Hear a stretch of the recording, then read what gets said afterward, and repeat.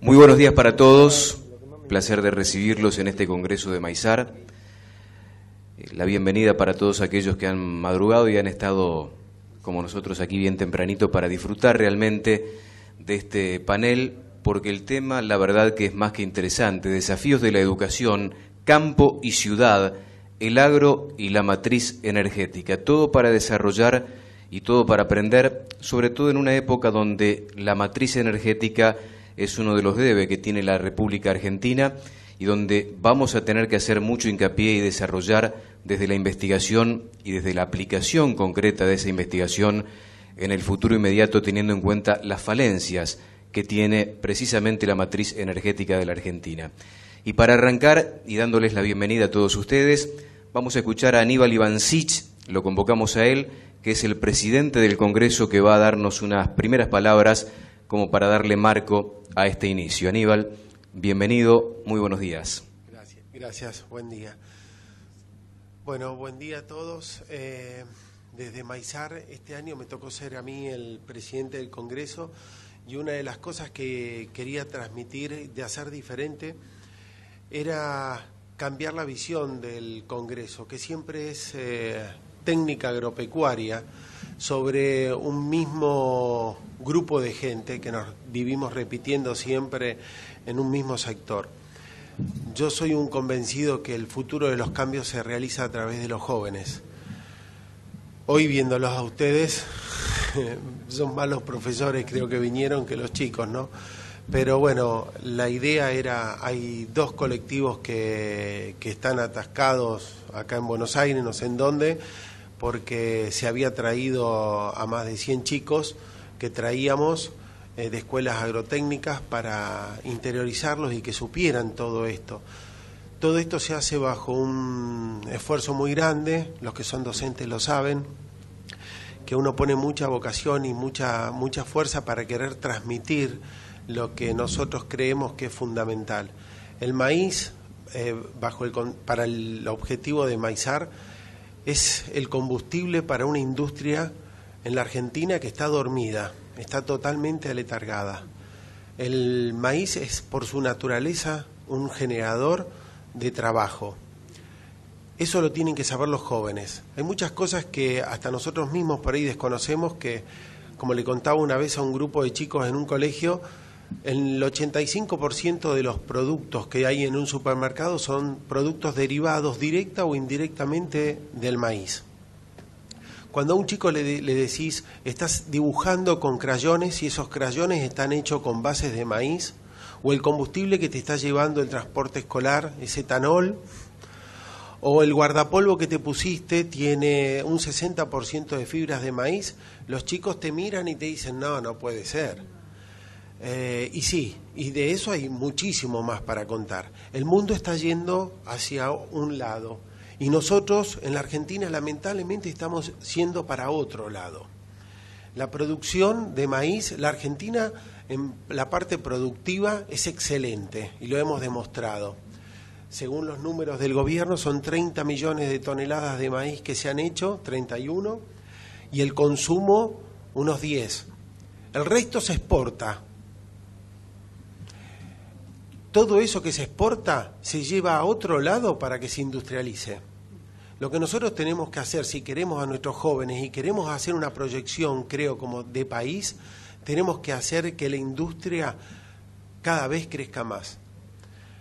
Sé que en estos momentos de crisis es donde los eslabones de las cadenas es donde más rechinan, porque cada eslabón quiere estar bien, pero el beneficio de uno no puede ser a costillas de los demás. Nos tiene que ir bien a todos. Bueno, no les quiero robar más tiempo porque si sigo a mí me encanta y me estoy dando cuenta que la primera vez que hablé en público fue ayer, hoy es la segunda y no sé, voy a terminar político, creo.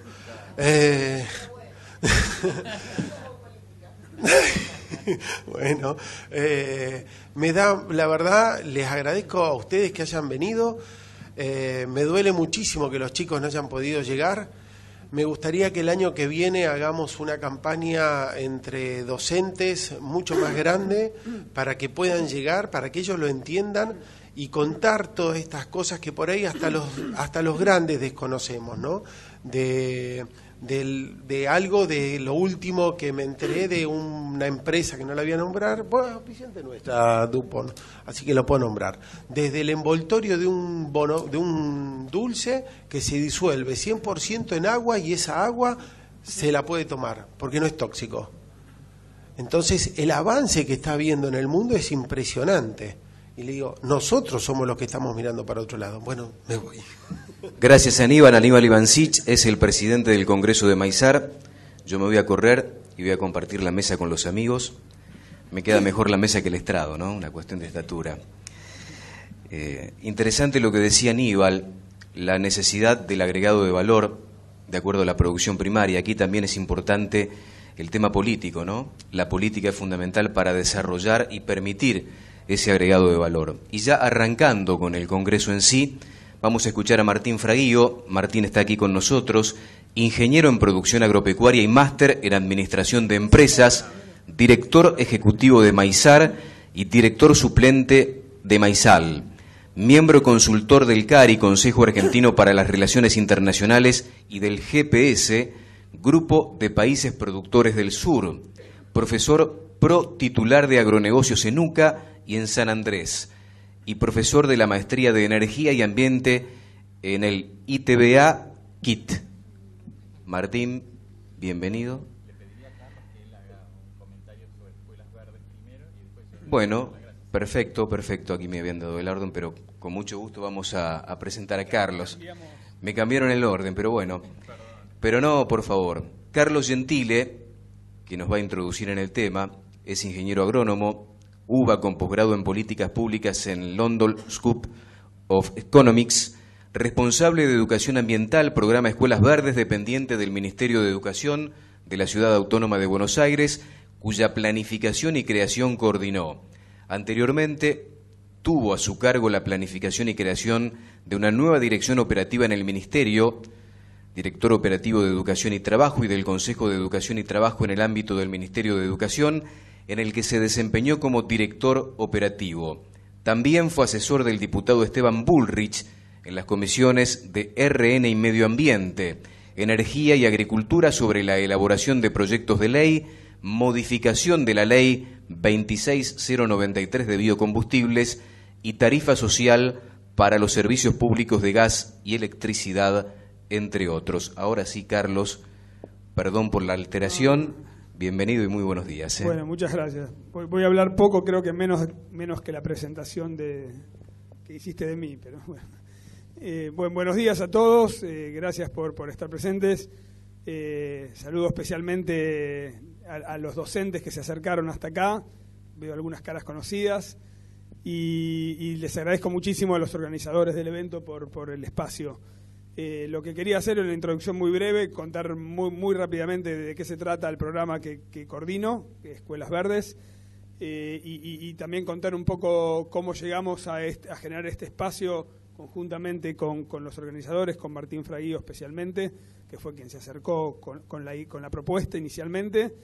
Y el programa, como decía, se llama Escuelas Verdes, es un programa que trabaja en todo lo que es educación ambiental. Promovemos el desarrollo sustentable a través de la educación y la gestión ambiental en las escuelas. Está en el ámbito del Gobierno de la Ciudad de Buenos Aires, específicamente en el Ministerio de Educación. Es un programa que nació en 2010, empezó trabajando con 40 escuelas y 5 años después está extendido sobre todo el sistema educativo de la ciudad, tanto escuelas de gestión estatal como escuelas de gestión privada.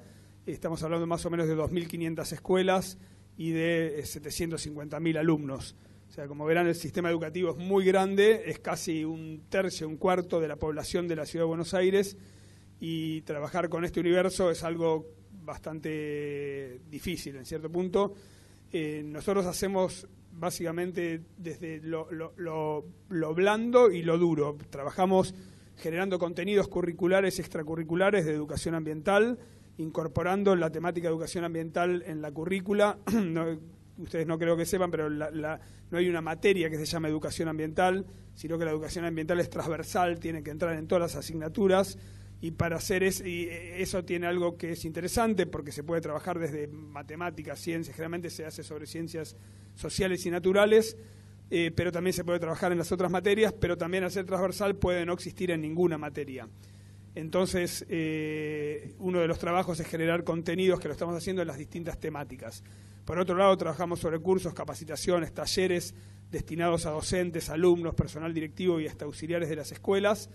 Y por otro lado, trabajamos en gestión ambiental, promoviendo la gestión. O sea, por ejemplo, hoy todas las escuelas de la ciudad tienen cestos dispuestos de a pares en las aulas y en los espacios comunes. Todas las 2.500 escuelas tienen más de 70.000 cestos y separan sus residuos. Y los alumnos y los docentes, y es importante, lo están haciendo desde mucho antes que nosotros, el resto de los ciudadanos. Desde hace 5 años ellos vienen separando sus residuos y tomando una responsabilidad que los adultos todavía no terminamos de tomar. En función de eso, con eso hablo de gestión, ¿no? También las escuelas implementan huertas, hay más de 400 escuelas que tienen huertas, y yendo específicamente a la temática que nos convoca hoy, hay un área específicamente, que es el área de energía y cambio climático, que es el área donde se circunscribe la temática que vamos a tocar en este taller, y en ese sentido buscamos espacios de innovación. Y esta propuesta de Martín es justamente un espacio que consideramos muy interesante, porque tenemos la posibilidad de escuchar expertos en la materia, que los conozco y créanme que realmente es un lujo tener la posibilidad de escucharlos y acercarlos a docentes que ya trabajan en estas temáticas y alumnos que, como comentaron recién, no pudieron venir, creo que lamentablemente no van a llegar, pero que también están trabajando en esta materia. Y en ese sentido, contarle a los que no son docentes, los que no están en el sistema educativo, hoy en las escuelas de la ciudad se trabaja la temática de energías renovables, eficiencia energética y cambio climático. De hecho, hay 33 escuelas que tienen instalaciones de energías renovables en las escuelas. La mayoría son paneles fotovoltaicos, algunos son colectores solares térmicos y en un par de casos son aerogeneradores. Sin ir más lejos, la escuela Rayo, que está acá cerca, tiene un aerogenerador que fue construido por los mismos alumnos y docentes en el segundo cuatrimestre del año pasado. También se trabaja en la Feria de Ciencias, en la que instalamos una feria ambiental, y se generan varios proyectos educativos de parte de los alumnos y los docentes relacionados con energías renovables. También hay una carrera en la que le entregamos kits a las escuelas técnicas, y con esos kits ellos construyen un automóvil tamaño real, eléctrico, que ellos mismos corren en una competencia que se hace 3 años, que ya tomó el carácter de nacional. En fin, un montón de acciones que se generan en las que los alumnos y los docentes participan, elaborando proyectos que surgen a veces desde las escuelas, a veces promovidos por el programa. Y en el marco de todo esto es que queríamos acercar a los docentes a estas charlas. Así que no me voy a extender más y les quería contar para que entiendan por qué estamos acá nosotros y por qué se generó este espacio. Así que muchas gracias por la invitación, como decía, y ya les doy lugar a los oradores. Carlos Gentile. Gracias, Carlos Gentile, charlando en esta jornada de Maizar. Interesante lo que dice y fundamental la tarea de ustedes, muchos de ustedes los docentes. Cuando los chicos aprenden con pasión, transmiten también con pasión, y después esos chicos, lo digo como experiencia propia, terminan siendo también docentes de nosotros los mayores, ¿no? Es una transmisión que nos llama la atención porque se aprende con mucha pasión y hay una conciencia muy pero muy marcada ya en ellos. ¿Vamos con Jorge Gilbert o vas a ir vos? Con Martín Fraguío, el director ejecutivo de Maizar. No importa, estamos distendidos hoy. Ingeniero en producción agropecuaria, ya te presenté, pero ¿no necesitas más presentación? Bueno, Martín Fraguío con ustedes, el director ejecutivo de Maizar. Gracias, Silvia. Bueno, muchísimas gracias. Bueno, buen día. Como decía Carlos recién, para nosotros es muy importante y fue en realidad una iniciativa de Aníbal, que es nuestro vicepresidente primero y presidente de este congreso, tratar de movilizar también las actividades que hace esta cadena de valor del maíz y el sorgo desde la visión de los más jóvenes o de la visión del sistema desde aquellos que se están educando o quienes están llevando adelante la educación de los más chicos, digamos, de los colegios y en particular del colegio secundario. Entonces la idea de mi charla hoy es trabajar sobre el concepto de la bioenergía, lo que se entiende hoy por bioenergía, y tratar de llegar a cuál es la visión que hay de una nueva palabra que apareció hace un par de años, que es la visión de la bioeconomía. Creo que para entrar en tema, lo primero que es interesante que hoy está pasando en el mundo es que está ocurriendo un cambio muy grande, está ocurriendo un cambio muy profundo, y que ese cambio en realidad no es demasiado perceptible. O sea, no en la vida cotidiana vemos que hay nuevos celulares o que cambió el modelo de alguna cosa, que hay un televisor más plano, más finito, qué sé yo, pero no percibimos completamente qué es lo que está pasando como si fuera atrás de las bambalinas en todo el sistema energético mundial, y cuál es la importancia que tiene la energía en el desarrollo humano. Muchas veces no lo tenemos en cuenta, muchas veces pensamos que lo más importante es la disponibilidad de alimentos, y que en la medida que tengamos alimentos, por lo menos con eso vamos a tener nuestra necesidad más básica satisfecha. Sin embargo, cuando pensamos aún en la alimentación, el ser humano pudo desarrollar las habilidades que desarrolló gracias a poder cocinar esos alimentos. O sea, si no cocinamos los alimentos, no hay forma que los podamos comer y asimilar eficientemente como los asimilamos. Y todas las otras actividades que llevamos adelante, desde calefaccionar nuestras casas, iluminarnos, poder estudiar, las hacemos porque disponemos de la energía.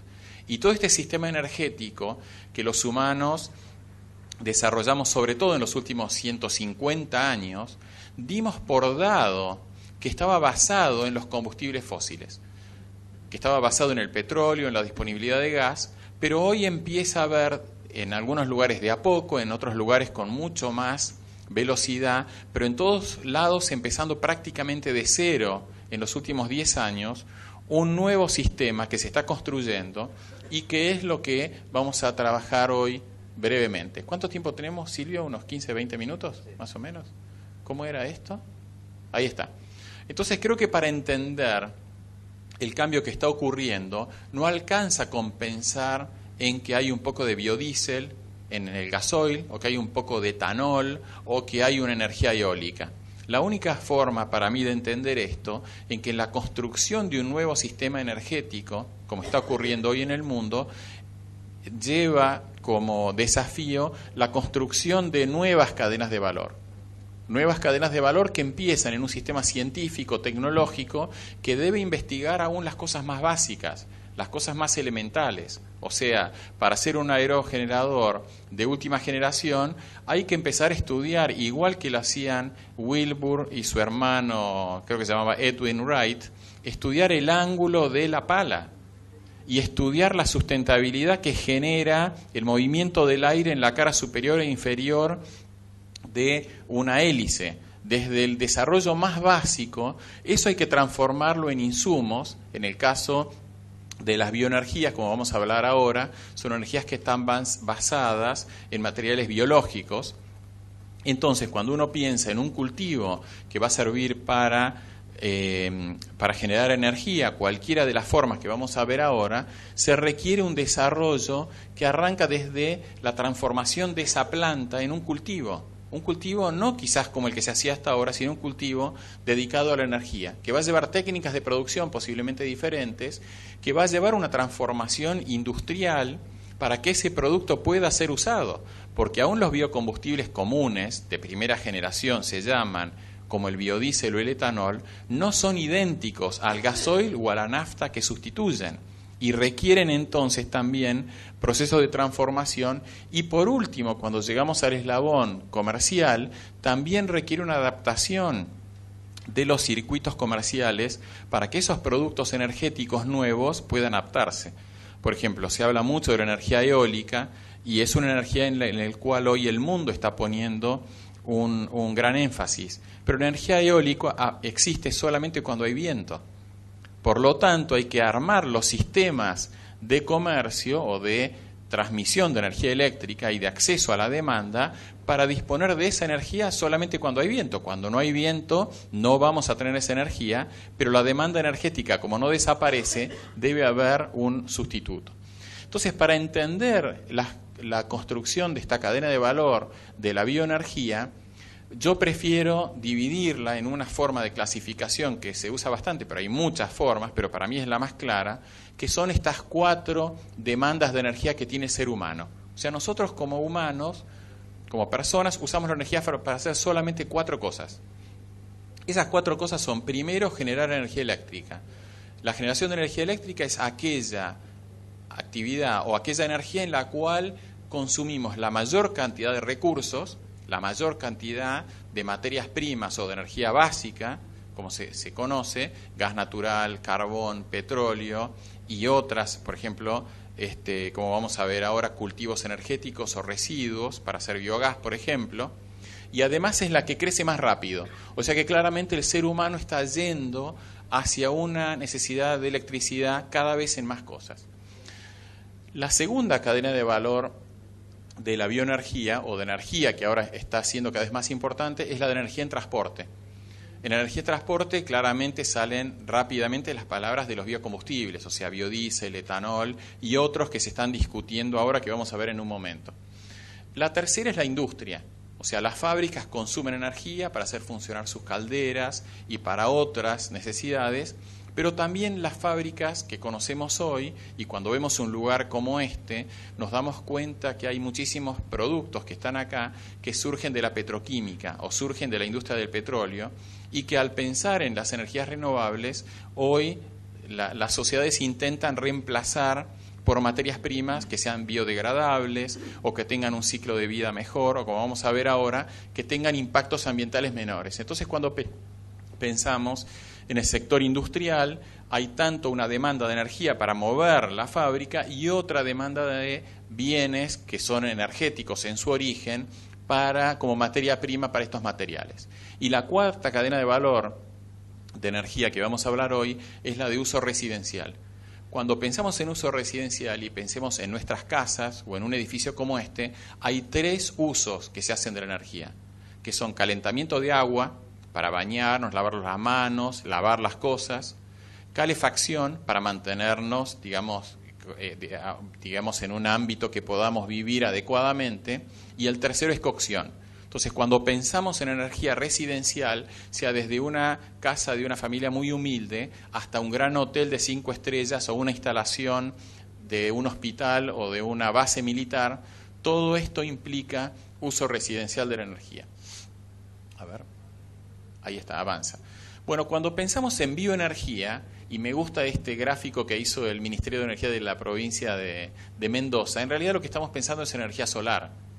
La bioenergía está basada en transformar la energía del sol a través de la fotosíntesis. Y la fotosíntesis es aquella reacción que apareció en la Tierra y que permite que existamos los humanos, porque el 100% del oxígeno de la atmósfera lo creó la fotosíntesis. Antes de la primer planta fotosintetizante o célula fotosintetizante, la atmósfera tenía 0 contenido de oxígeno. Por lo tanto, la vida que conocemos hoy no era viable. Pero esa energía solar nos genera un montón de productos que se llaman biomasa, que son residuos de plantas y de animales, residuos que generamos en las ciudades, tanto cloacales como residuos urbanos, sólidos urbanos, orgánicos, que son de lo que comemos, lo que queda, residuos de industrias como la alimentación y las forestales. Por ejemplo, en los frigoríficos se generan grandes cantidades de material que en Argentina todavía no se transforman, salvo en la planta de tratamiento de efluentes, pero que en el resto del mundo ya, en la mayoría de los casos, se transforman en biogás, que es de lo que nos va a hablar hoy Jorge Gilbert, y eso es una forma de energía y de tratamiento con un ciclo ambiental mucho mejor que el simple hecho de tratarlos. Y por último, la forestación. La industria agrícola y forestal genera una gran cantidad de excedentes. Se calcula que de lo que produce un árbol, el 70% se desperdicia, tanto en forma de acerrín como restos que quedan en el campo, y en general el impacto ambiental de esos productos no es bueno, salvo que se lo dedique como biomasa para generación de energía.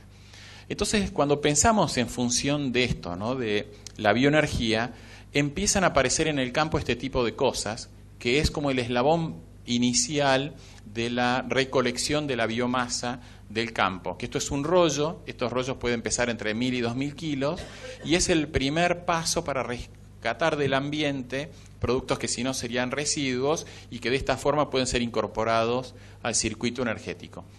También vemos que quedan como restos de cultivos o de árboles, y que esto finalmente se transforma, o puede en uno de los caminos transformarse como pellets. La Argentina hoy está exportando pellets de algunos productos a Europa, y en Europa se están usando para generar energía eléctrica en centrales que queman carbón. Entonces lo que van haciendo es van sustituyendo carbón, con lo cual el ciclo de la energía es mejor, y para la Argentina significa un ingreso de divisas de productos que antes no tenían ningún valor y se tiraban y generaban un impacto ambiental por su desecho.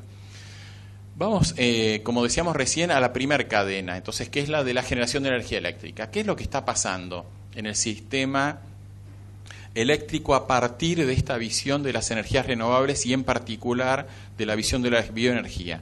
Cuando nosotros pensamos en un país que desarrolla su sistema eléctrico, lo que siempre vimos es grandes centrales, grandes usinas hidroeléctricas o centrales nucleares que en forma centralizada generaban gran cantidad de energía para un centro urbano de gran demanda. Lo que empieza a pasar con la discusión de la bioenergía es que lo primero que se ve es que se empieza a generar el concepto de la generación distribuida, y que lo más eficiente cuando uno transforma biomasa o residuos orgánicos que hay en un lugar es transformarlos localmente. Y entonces, a partir de ahí, un caso, digamos, típico es el de la industria azucarera. La caña de azúcar genera una gran cantidad de biomasa que no tiene valor para producir azúcar. Cuando se extrae el azúcar, quedan muchísimas toneladas, cerca de 70-80 toneladas de residuo por hectárea, que quedan en una fábrica. Entonces, lo que empezaron a hacer los ingenios azucareros cada vez con más velocidad en las últimas décadas en Argentina y en el resto del mundo es transformar esa biomasa a partir de la combustión en calor. Ese calor se usa para la fábrica, pero también ese calor va a una turbina que genera electricidad. Inclusive en Brasil hoy ya el segundo sector generador de energía eléctrica es el sector azucarero. El primero son las usinas hidráulicas o el sistema hidráulico, y el segundo es el sector azucarero, con una tecnología de muy alto nivel de eficiencia. Entonces, esta visión que se está discutiendo en todo el mundo de generación eléctrica distribuida, lo que empieza a generar es la visión de que los locales son los primeros que disponen de energía, que es al revés de las grandes. Cuando uno ve las grandes centrales, ya Ciretá, Salto Grande, los últimos que tuvieron electricidad fueron los pobladores locales. La primer necesidad de energía era un gran cable a 500.000 volts que se transmitía a larga distancia, y muchas veces los pueblos locales ni siquiera tenían energía eléctrica, salvo que tuvieran un generador, y cuando se contaba el generador no tenían nada. Entonces, esto genera una visión del desarrollo, que es una de las discusiones de fondo que tenemos en Maizar, que es los países empiezan a desarrollarse desde la periferia, porque empiezan a tener energía competitiva generada a partir de ingenios azucareros, de centrales de aserraderos, de cultivos energéticos para uso local, de frigoríficos, y genera una capacidad de desarrollo económico contraria a lo que venía siendo lo normal desde la Revolución Industrial para acá, que se genera desarrollo desde un centro neurálgico, urbano, gigante, hacia la periferia. Esto cambia el orden de eso. Lo interesante de la bioenergía, desde el punto de vista energético, es que es complementaria de las eólicas y solares. Como yo le comentaba antes, eólica y solar hay cuando hay sol o viento. Cuando no hay que generar otra forma de energía, y la biomasa tiene la posibilidad de ser almacenada y transformada. Cuando volvemos hacia... Esto es un gran desafío, lo que hablamos recién de insertar estas energías en el comercio. Cuando pensamos en la tecnología de la generación eléctrica, de transformar biomasa, restos de la poda de árboles, rastrojos de cultivos, bagazo de caña de azúcar, es donde aparece un nuevo desafío tecnológico enorme, y ahí entra el biogás, que es la fermentación anaeróbica, entran tecnologías parecidas a la fabricación de carbón, que se llama pirólisis, que es la transformación termoquímica de productos, que hay hoy un gran nivel de desarrollo, Entonces lo que vemos es que empiezan a adaptarse ciclos combinados, motores a explosión, calderas de vapor, adaptarse para poder usar estos productos de los que estamos hablando.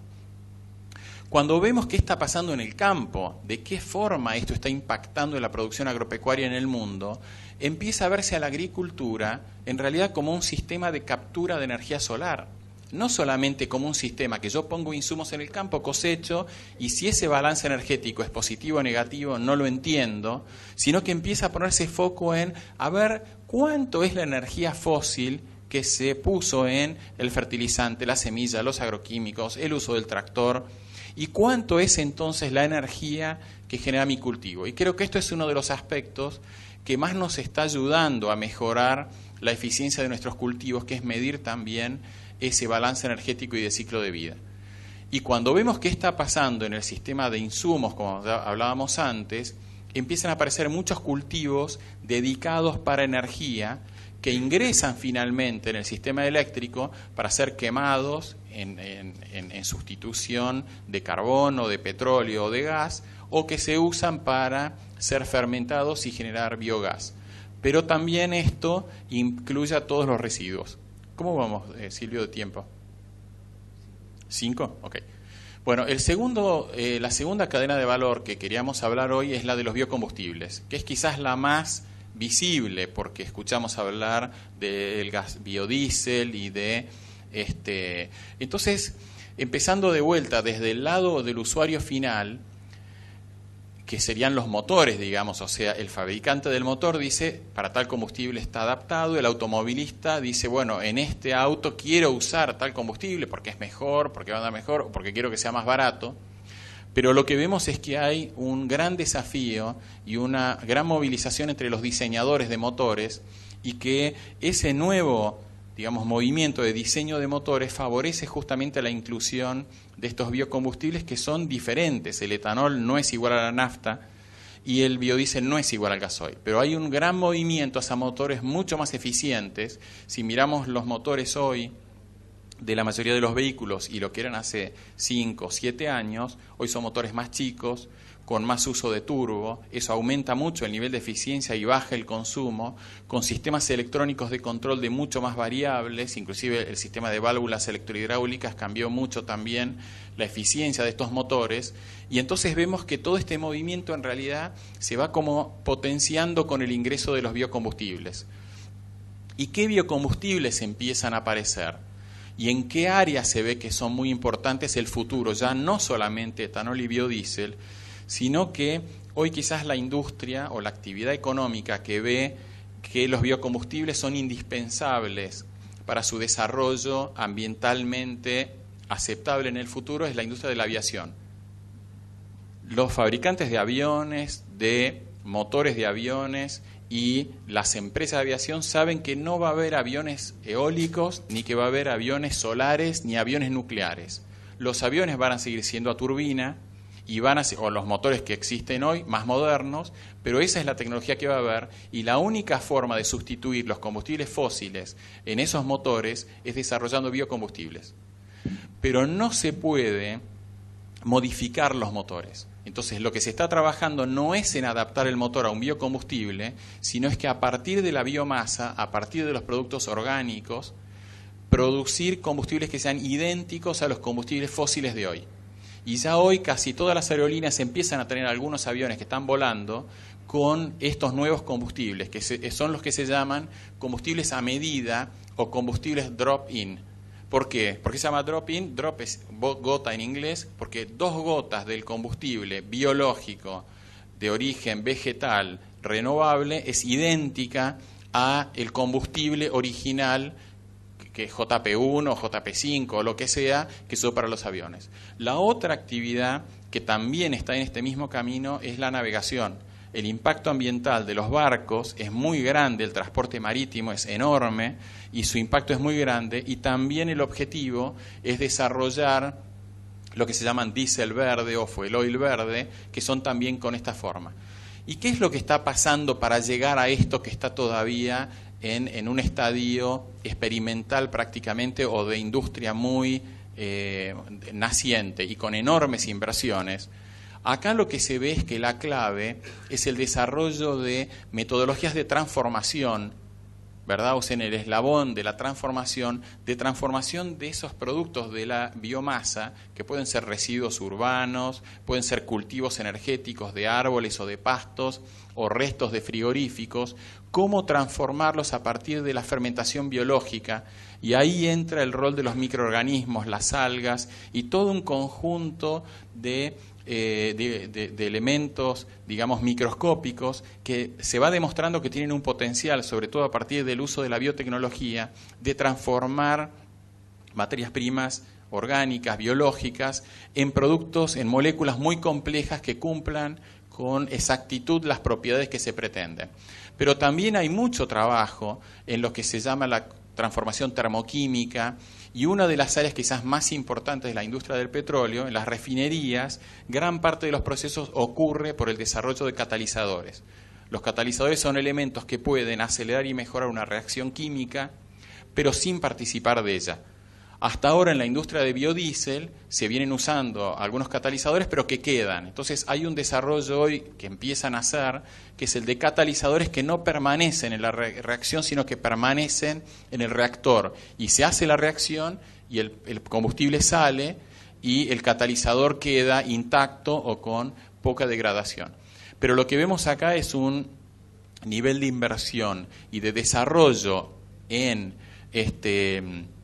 digestión anaeróbica, levaduras, bacterias, enzimas y procesos termoquímicos realmente impresionante. Pero sobre todo vemos que la microbiología de golpe pasó a ser, en esto que yo les comentaba al principio, que es algo como invisible que está pasando en el mundo, algo súper prioritario y de un nivel de... Me contaba hoy Jorge que el Departamento de Energía de Estados Unidos armó un fondo de inversión de cientos de millones de dólares para el desarrollo de genómica, que nadie se iba a imaginar hace 5 años que un departamento de energía iba a trabajar en algo que no era directamente vinculado con el petróleo. Bueno, del punto de vista de la producción agropecuaria, vemos que en todos los países los productores agropecuarios se acercan y se vinculan con las plantas de biocombustibles, y como dijimos antes, que hay un gran desarrollo de nuevos cultivos y de adaptación de los viejos cultivos a esto. 2 minutos, ¿no? Sí, ya estoy terminando. Entonces, como les decía antes, sigamos para la tercera cadena de valor, así no... Ahí está. Como les decía antes, la tercera es la de industria, que es tanto la fuerza motriz, como decíamos antes, a partir de estos cultivos energéticos también adaptados a las calderas y a la generación de energía para la fábrica, pero también es muy importante, y voy a ser muy breve en esto, en la generación de nuevos materiales textiles, nuevos plásticos, componentes de autos.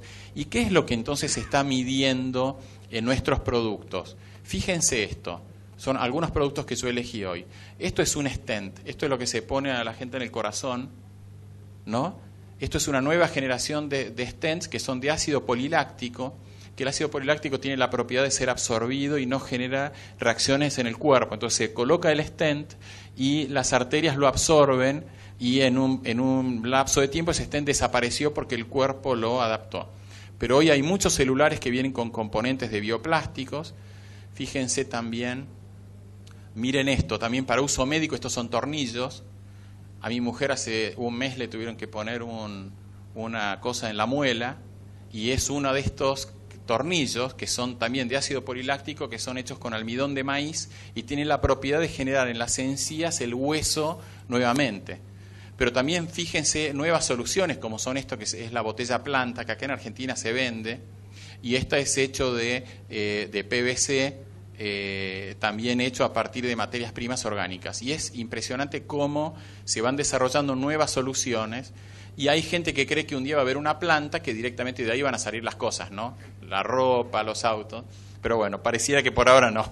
Quizás esta sea la planta de maíz del futuro, ¿no? En lugar de darnos choclo, nos dé eso. Bueno, como decíamos, la última cadena de valor es la residencial, y como dijimos antes es calentamiento de agua, cocción y calefacción, y acá también se ve la importancia del biogás y un debate muy grande si es ir al uso residencial de la biomasa directamente, y por eso les puse esta foto, ¿verdad? Esto lo desarrolló una universidad inglesa, es una pequeña cocinita que quema directamente palitos y otros residuos. Lo que yo igual me planteaba cuando veía esta foto es si en una aldea como esta, ¿no?, en una zona rural pobre como esta, que no hay electricidad, si quizás en el futuro no es preferible tener un lugar único donde se desarrolla, por ejemplo, biogás a partir de una central única, de ahí se genera electricidad, en lugar de, y que con esa electricidad cocinan o con el biogás cocinan, en lugar de tener este uso individual de la biomasa. Pero creo que hoy es parte del desafío de la construcción de estas cadenas de valor. Entonces, como conclusión, lo que creo que estamos, y poniendo en foco en esta palabra nueva, la bioeconomía, estamos yendo a la intención de abastecer al mundo de alimentos y energías renovables, y para esto bajar la dependencia de combustibles fósiles, el impacto de gases de efecto invernadero, pero sobre todo creando oportunidades de educación y trabajo para todos, porque la clave de esto, la demanda de conocimiento y desarrollo de esto es tan enorme, ya no es depender de lo que sale de un pozo, sino que intelectualmente crear cada uno de estos elementos de los que hablamos hoy, que creemos que ahí va a haber una oportunidad diferente para la población mundial de hoy y la del futuro. Bueno, muchísimas gracias. Gracias. Disculpa la aceleración. ¿Bien de tiempo? Jorge Gilbert, le damos la bienvenida ahora, ingeniero agrónomo en la UBA, con máster en mecanización agrícola en la Universidad Nacional de La Plata, especialización en negociación y cambio UBA, coordinador y docente de la mención de biomasa de la maestría en energías renovables de la UTN, docente de las carreras de posgrado en las universidades del Comahue, ITBA y Belgrano, miembro del Consejo Directivo del Plan American Default and Bioenergy, fue director del Instituto de Ingeniería Rural y coordinador del Programa Nacional de Bioenergía del INTA en investigación, desarrollo, enseñanza y extensión en las áreas de energía convencionales y no convencionales, de terramecánica, tractores, ergonomía y labranza. Autor de más de 79 trabajos de investigación y 213 de divulgación técnica en los principales medios de la Argentina, 7 libros, 31 normas técnicas y 67 proyectos específicos. Como docente, además, dictó 90 cursos en especialidad y participó en consultorías nacionales e internacionales. También es revisor de publicaciones científicas, evaluador de proyectos nacionales e internacionales, columnistas de diversos medios gráficos, televisivos y radiales en la Argentina. Y mucho más, lo hemos abreviado. Bueno, gracias, gracias Maizar por invitarnos a este desafío, el desafío de la educación, el campo de la ciudad, el agro y la matriz energética. ¿Cómo es este aparatito? Vamos acá. Ahí está. ¿Cómo y de dónde obtener energía a partir de la biomasa, ¿no? A ver, este aparato, ahí está.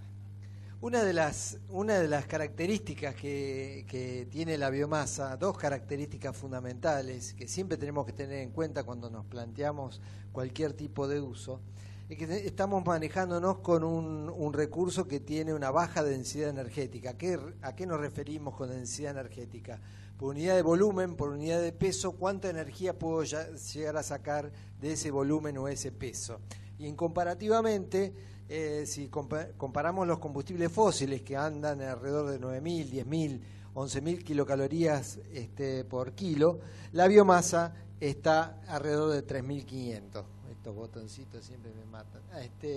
3.500. O sea, tenemos un recurso de baja densidad energética. Y la segunda es que está disperso en una amplísima superficie, ¿no? En realidad, la densidad energética está alrededor de 0,6 watts por metro cuadrado, y eso se deriva a la muy baja eficiencia de captura y de transformación de esa energía solar en energía bioquímica que tienen las plantas a nivel promedio general. Por lo tanto, siempre la producción y el uso de la biomasa está condicionada por esta baja densidad energética y esta amplia densidad dispersión geográfica. Me está matando cosa. Ahí está. ¿Cómo y de dónde obtener? Ay, no. ¿Dónde tengo que apuntar acá?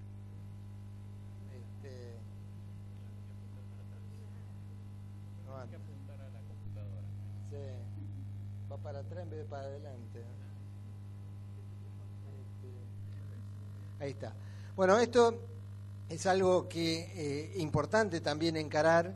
Algo les introducía Martín en cuanto cómo la biomasa no es una única fuente, sino que tenemos que considerar toda la cadena de transformación que implica esa biomasa. Ahí está incluido las materias primas, los procesos de conversión, los vectores energéticos, los equipos de empleo y los productos finales, como bien Martín les explicaba. Ahí está. Y esto está inmerso dentro de una cadena muy compleja de transformación, donde ustedes ven distintos bloquecitos acá y todos estos interactúan entre sí. O sea, una de las características de la bioenergía es que no puede ser tomada unilateralmente, sino que está inserta en un complejo muy grande de transformación donde siempre obtenemos diferentes tipos de productos. Y todos interactúan entre todos, ¿no? Una de las grandes falencias que ha habido en los últimos años en todos los estudios de bioenergía ha sido considerarlo como una cadena lineal y única, donde se toma un cultivo y como producto final un determinado combustible o energético. Bien. Adentro de las cadenas de conversión de biomasa tenemos una infinidad de tecnologías hoy disponibles y me voy a centrar en la última eslabón que tenemos acá, que es a partir de la biomasa húmeda, cómo podemos transformarla a través de digestión anaeróbica en un conjunto de gases donde se incluye el metano y el dióxido de carbono. ¿Qué características y ventajas me ofrece la tecnología de biogás o de digestión anaeróbica? Ahí estamos presentando las... Oh, Dios mío, por favor. ¿Qué es lo que pasa? ¿Vos la manejás? Está para atrás. No está conmigo. Uno de los principales características de esta tecnología es que tiene diversos campos de aplicación, como es el tratamiento de basuras en ciudades, todo lo que es agroindustrias, lo que son los pequeños digestores rurales, las producciones agropecuarias intensivas, el tratamiento de aguas cloacales y la generación de energía a partir de biomasa. O sea, son todos los campos de aplicación, imagínense que son tan diversos que para cada una de ellas tenemos equipos y tecnologías específicos desarrollados para que puedan ser utilizados. ¿Y qué objetivos estamos persiguiendo con esta? Me voy a ir a la computadora en 2 minutos para seguir, porque esto me está poniendo.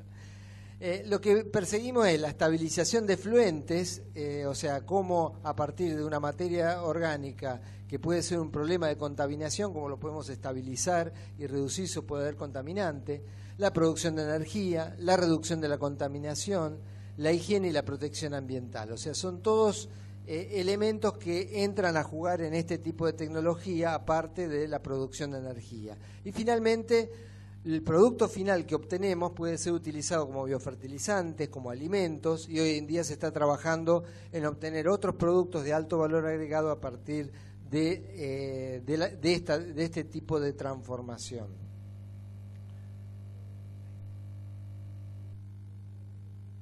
A ver, espera, vamos a cortar por la sana. No, voy a seguir yo de acá.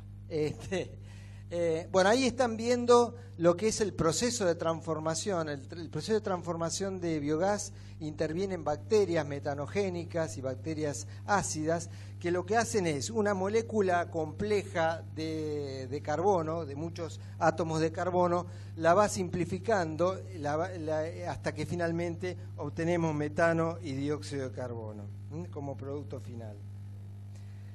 ¿De dónde vienen las bacterias metanogénicas? Están presentes en todos los ámbitos biológicos, en los animales, en lagunas, o sea, forma parte de la naturaleza. Lo que hace el hombre es domesticar un proceso que encuentra la naturaleza para eficientizarlo y mejorarlo. ¿Cuáles son los factores que alteran al sistema? Fundamentalmente estamos hablando a grandes rasgos de la concentración de sólidos, cuál es el porcentaje de materia orgánica y de sólidos que tienen, la tasa de alimentación, la temperatura es muy importante en estos sistemas, las características del sustrato y también formación de costras y espumas que intervienen. En el tema de sustratos, o sea, el tipo de material que puede intervenir, ahí les muestro a modo de ejemplo tres para que vean la diversidad de capacidad de producción que tiene. Si nos manejamos con residuos animales, imagínense que el animal ya le sacó a esa materia gran parte de la energía que contenía, por lo tanto ustedes ven ahí que la cantidad de metros cúbicos por tonelada que se pueden obtener es relativamente bajo, de 20 a 40. Si usamos el maíz, ¿no?, y estamos acá en el Congreso de Maizar, ven que se aumenta por 10 en orden de magnitud la cantidad de materia prima, de energía que podemos obtener, ¿no?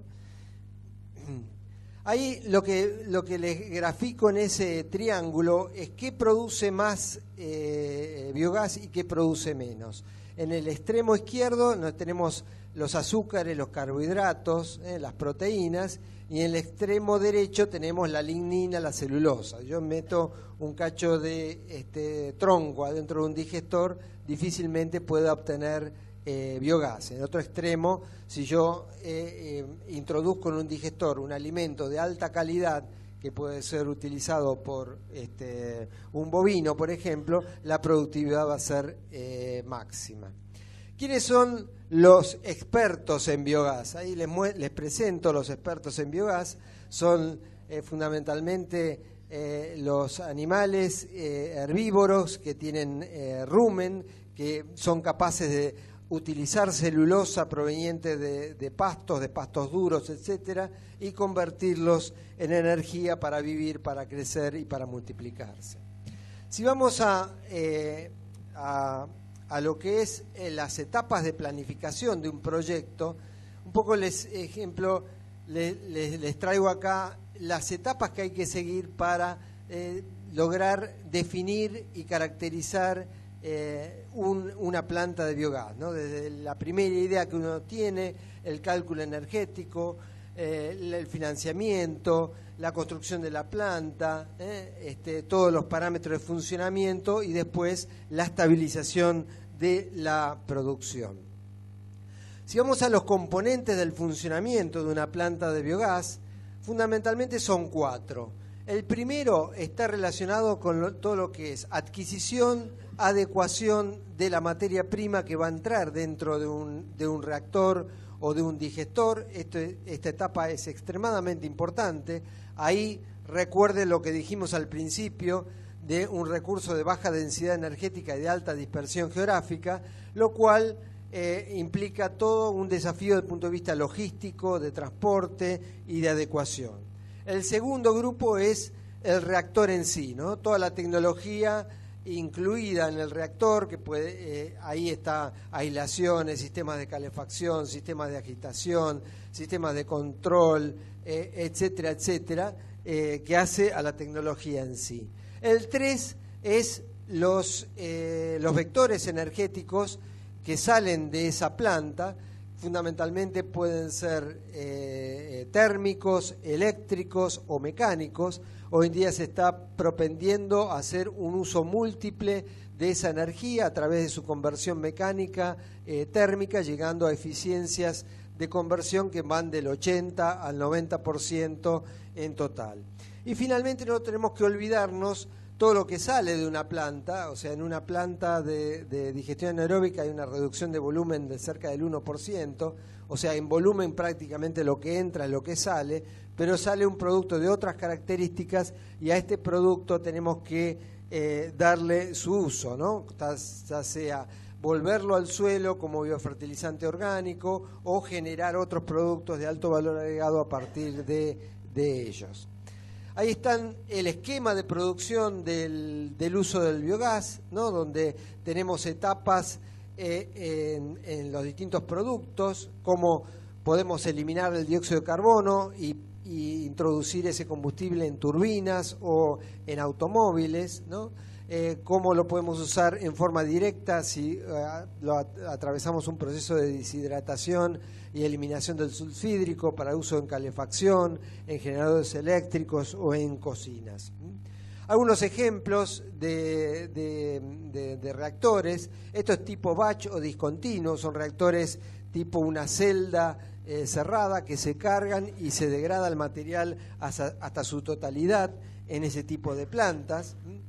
Un digestor muy difundido, hay más de 40 millones de este tipo de digestores en China, son digestores domésticos de muy bajo nivel de costo, tienen una eficiencia muy baja, pero bueno, están transformando de quemar, como también el siguiente, que es un modelo muy difundido en India, también se cuentan por millones este tipo de plantas. Imagínense que son poblaciones que pasan de quemar estiércol seco dentro de las casas a quemar gas, con lo que eso significa.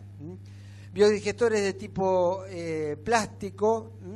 Esta es una tecnología que se ha desarrollado en Bélgica, que trabaja, una de las características que tiene es trabajar con materia orgánica de alta concentración de sólidos, por lo cual reduce significativamente los volúmenes necesarios.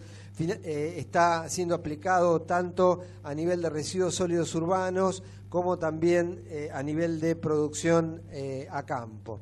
Estos son digestores muy difundidos en Alemania.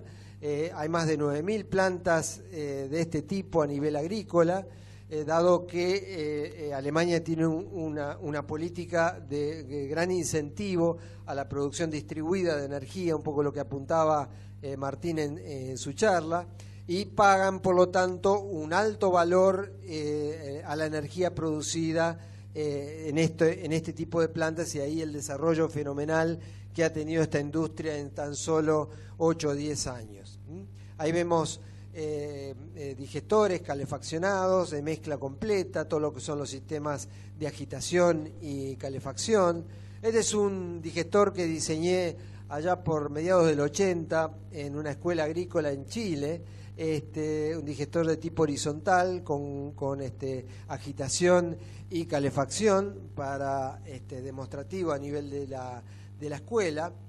A modo de ejemplo les traigo digestores tipo de laguna cubierta, que es una planta en la planta de Citrusville en Tucumán, de 2 digestores de 40.000 metros cúbicos cada uno, que se completa con 8 lagunas de estabilización. En China ahí ven otro tipo de plantas también, más de 5.000 plantas a nivel industrial, que se suman a los 22 millones de digestores pequeños que tienen a nivel agrícola. O sea, estaban avanzando fuertemente en lo que es la eficiencia de la conversión en ese país.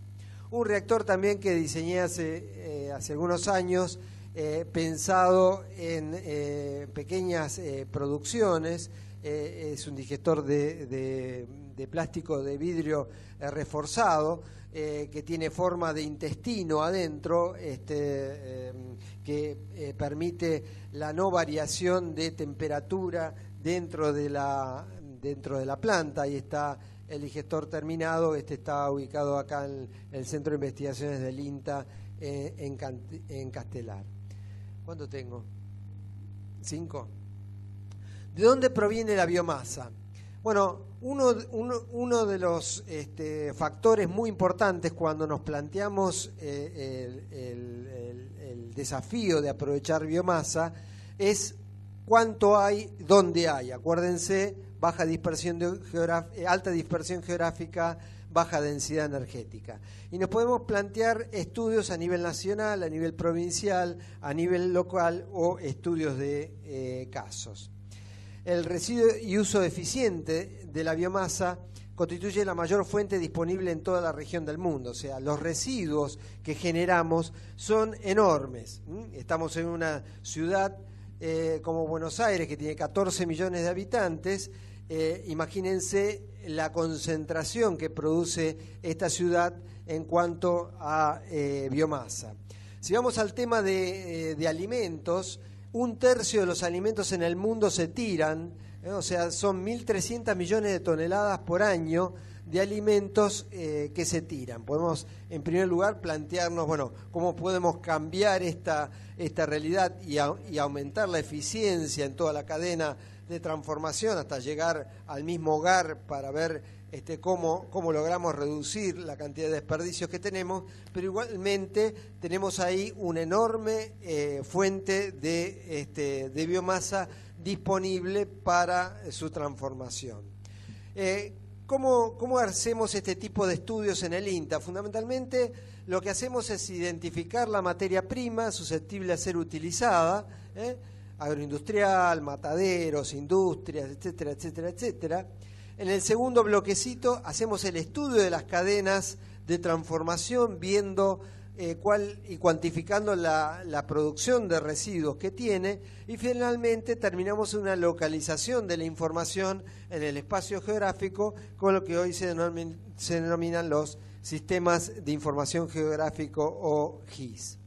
También podemos plantearnos la producción primaria de biomasa, o sea, plantearnos desde el mismo campo producir biomasa.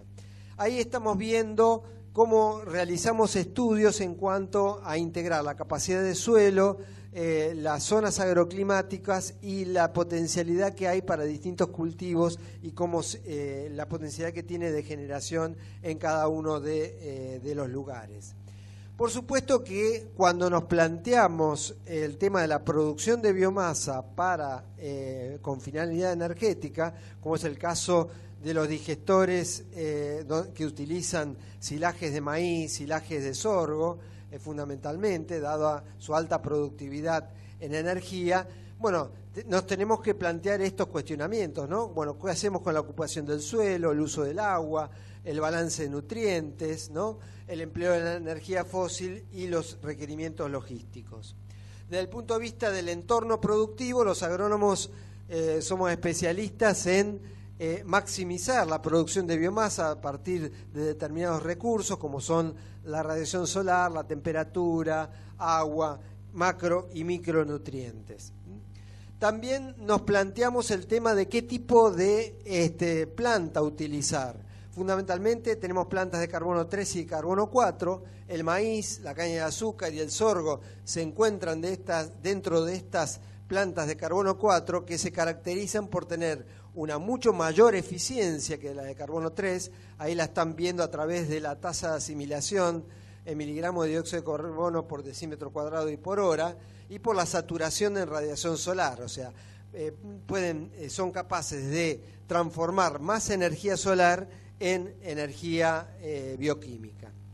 En resumen, como oportunidades que se plantean para el biogás, es la disponibilidad de materia prima, la necesidad de dar una solución ambiental, el aprovechamiento energético, ¿no?, el incremento de costos de la energía que dificulta su suministro, la captura de gases de efecto invernadero, porque ese metano que nosotros estamos domesticando y usando y transformarlo en dióxido de carbono nos está permitiendo reducir significativamente el potencial de calentamiento global que tiene el metano versus el dióxido de carbono.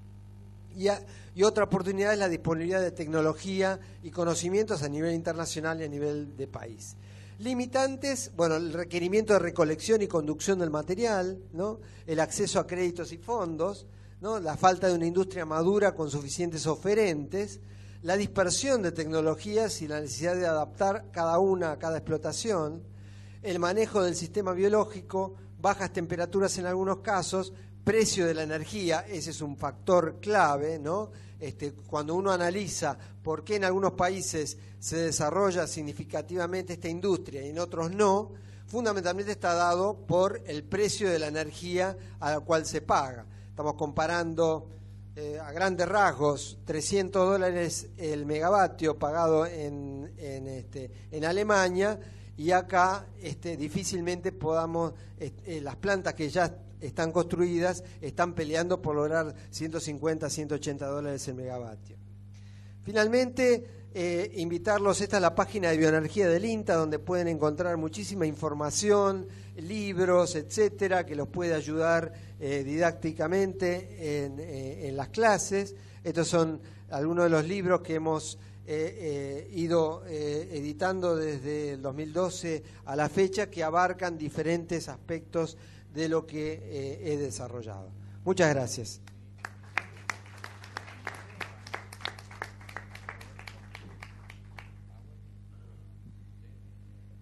El turno ahora de Cecilia Smoglie. Cecilia es licenciada en Física, Instituto Balseiro, posgrado en Ingeniería Nuclear en la Universidad de Londres.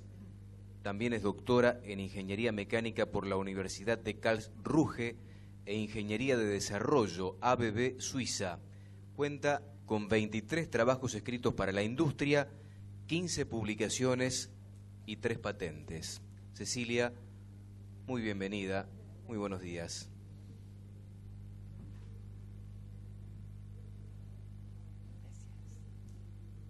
Gracias, Martín, por haberme invitado a este panel. Fundamentalmente soy docente. Me voy a dedicar esta charla a mis queridísimos colegas, los docentes, en cualquier nivel de la educación. Todas estas maravillas que hemos escuchado contribuyen a una causa fundamental, que es hacer sostenible el desarrollo económico y social al cual estamos acostumbrados, o lo que creemos que es un desarrollo económico y social.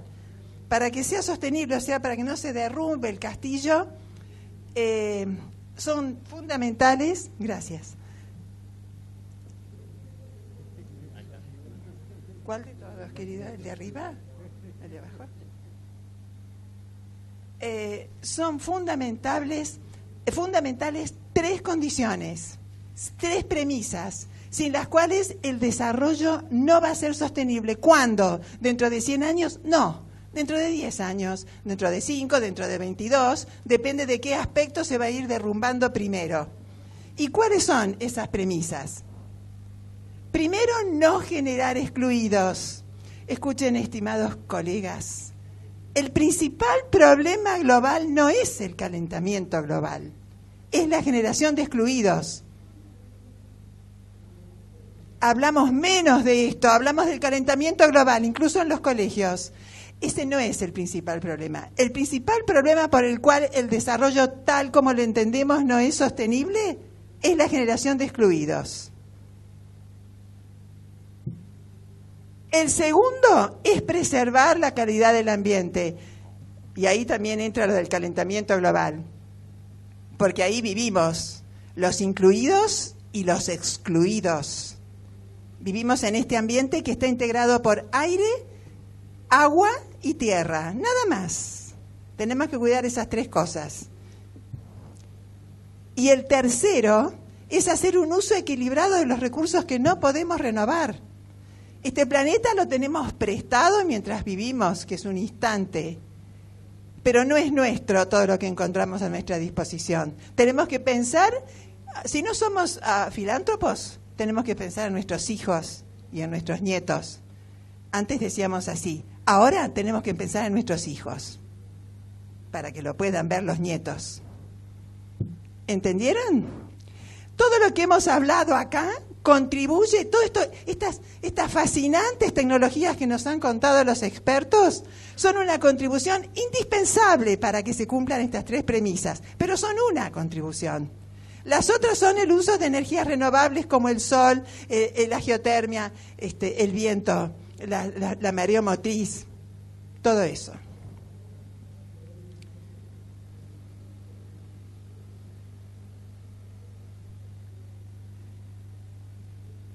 Solamente con esas contribuciones vamos a hacer posible que la energía sea limpia, distribuida y accesible. Y si la energía no es limpia, porque recurrimos a fuentes primarias que son renovables, como las que mencioné, o como la biomasa y todas estas que estamos hablando, si no está distribuida, o sea, al alcance de todos los países y de toda la gente, y si no es económicamente accesible, no vamos a detener la generación de excluidos, ni vamos a detener la contaminación ambiental, ni vamos a resguardar los recursos no renovables. O sea, estas tres, la energía está en la base de todo este problema. Pero ahora tengo una mala noticia. Aún en el caso de que a partir de hoy todos los países del mundo se propusieran una energía limpia, distribuida y accesible, cuando hoy empecemos las nuevas tecnologías, etcétera, aún así no vamos a llegar a satisfacer la demanda de energía que se está creciendo en el mundo en los próximos años. Vamos a estar siempre con un déficit energético, porque la inclusión en el mercado de consumo de países como India y la China hacen que la curva de demanda siga creciendo, de acuerdo con nuestro concepto de lo que entendemos por desarrollo, que es consumir. Y de acuerdo con ese concepto, aunque hoy cambiemos todas las políticas para que la energía fuera limpia, distribuida y accesible, no cubriremos la demanda. ¿Pero de qué me habla? ¿De qué me habla? ¿Qué va a pasar? Va a pasar lo que vamos a ver. Y además, tenemos como bypass, como alternativa, como consuelo, que hay una fuente de energía limpia, distribuida y accesible que está a nuestro alcance, que podemos empezar a aplicar hoy y que está al alcance de todos los países del mundo, que se llama eficiencia energética. Esa es la fuente más limpia, más rentable, más distribuida, la eficiencia energética. Usar de mejor manera lo que ahora tenemos y lo que vamos a seguir incorporando. ¿Y qué es la eficiencia energética de la que tanto se habla? Es indispensable para poder conseguir el desarrollo humano. O sea, el desarrollo de la persona que está basado en el consumo de la energía se empieza teniendo comida, como dijeron hoy, pero también agua, pero también vivienda, pero también escuela y trabajo. Si no, la persona no está incluida. Y cuando tiene todo esto, todavía no está incluida. No está totalmente incluida para que el desarrollo sea sostenible. Todavía hace falta una inclusión racial, cultural, religiosa. Bueno, esa es una ambición enorme en este momento. Bueno, pero muchas de las exclusiones que hoy estamos viviendo son de origen racial, cultural, religiosa, de género, etcétera. Entonces, todo esto es fundamental para que el desarrollo sea sostenible. Y todo esto cuelga de la energía limpia, distribuida y accesible. Y la única contribución que puede paliar la tendencia de desabastecimiento mundial de energía y encarecimiento y concentración es la eficiencia energética. La eficiencia energética tiene dos columnas en las que descansa. Una tiene que ver con el cociente entre la energía que invertimos para obtener energía utilizable, como ya destacaron los señores del panel. La energía disponible, como el petróleo, el uranio, el carbón, el viento, el sol, a veces no es utilizable para lo que la necesitamos. Entonces hay que convertir los recursos naturales, sean renovables o no, en formas, hay que explotar, extraer la energía para que sea una forma utilizable. Y ese cociente, energía utilizable sobre la energía invertida para poderla utilizar, siempre va a ser menor que 1. Es una ley de la física. Cada vez que convertimos una forma de energía en la otra, se pierde un porcentaje en fricción, en calor, etcétera. Entonces, esto físicamente es imposible pensar que esto sea igual a 1. Lo que sí es posible, que tratemos de que se acerque al 1, hasta donde la física permite. Y para eso necesitamos tecnología. Pero no le podemos pedir tecnología a todo el mundo, que todo el mundo se ponga a desarrollar tecnología.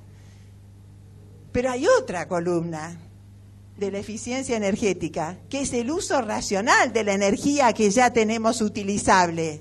El uso racional es tan importante como la eficiencia debida a la tecnología. Es como el trabajo y el ahorro. Uno puede trabajar y si no ahorra, no avanza. Entonces, una cosa es tener energía utilizable a bajo costo y la otra es usarla racionalmente. Entonces, esta eficiencia se define como uso racional. La energía que necesito dividida por la energía que consumo. Eso siempre es menor o igual a 1, pero pregunto, ¿podría ser igual a 1? Sí. Esto depende de nuestra actitud, de nuestra toma de conciencia, de nuestra... Es una cultura, la cultura del derroche, la cultura del consumo, la cultura de que ahorren los demás, la cultura de que compro y tiro, es un problema nuestro, de cada uno de los que estamos acá y de los que están afuera de esta sala, o sea, todos. Y sobre este cambio cultural somos absolutamente responsables todos, mientras que sobre el cambio tecnológico somos responsables los que tenemos educación, instrucción, universidad, secundario y cargos gubernamentales donde hay que poner reglamentaciones, incentivos y desincentivos, etcétera. Entonces, yo ahora me quiero dirigir a los estimadísimos colegas que trabajan en los colegios secundarios, porque los valores sobre los cuales descansa una nueva cultura se aprenden en casa. No hace falta ser docente. Podés ser veterinario, y podés ser farmacéutico, o podés ser pizzero, y estar poniendo valores para una nueva cultura en casa. Todo eso empieza en casa. Pero el lugar donde se le mete en el corazón a la gente y donde se convierte en una causa es en el secundario. Díganme si no. El secundario es un campo de enorme responsabilidad para los docentes. Ahí le vamos a cristalizar los valores que ellos respiran en casa y les vamos a dar oportunidades para convertirse en protagonistas de los cambios que ellos quieran ver. El secundario y la universidad. Pero nosotros en la universidad queremos recibir chicos que tengan puesta la camiseta. ¿Y qué vamos a hacer en los colegios? Conozco los colegios. He sido profesora del secundario en otra época y ahora he visitado colegios. Hay muchas limitaciones. Felicito a los docentes del secundario. Son para mí apóstoles de la humanidad. Está complicada la mano. ¿Pero se pueden hacer cosas? Sí, se pueden hacer cosas.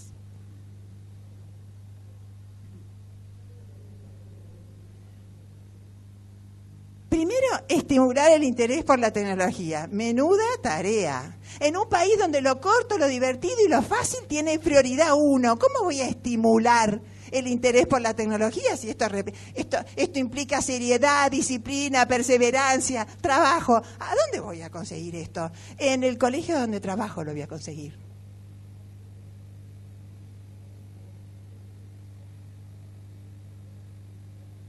Lo segundo es sembrar un cambio cultural. Esto es más fácil, esto tiene más adeptos, por así decir. Bueno, vamos a dedicarnos a ellos. ¿Qué es el cambio cultural? Tiene que ver con la forma de consumir y de usar, la forma del consumo en general y de usar los recursos energéticos. En particular, tenemos que ir sembrando la idea de reducir el consumo. Pero nos vamos a quedar sin industria, no, nada. No es así. Nos vamos a quedar sin industria y sin nada si no cambiamos la cultura frente al derroche, frente a la contaminación, frente al facilismo, frente al uso y tiro.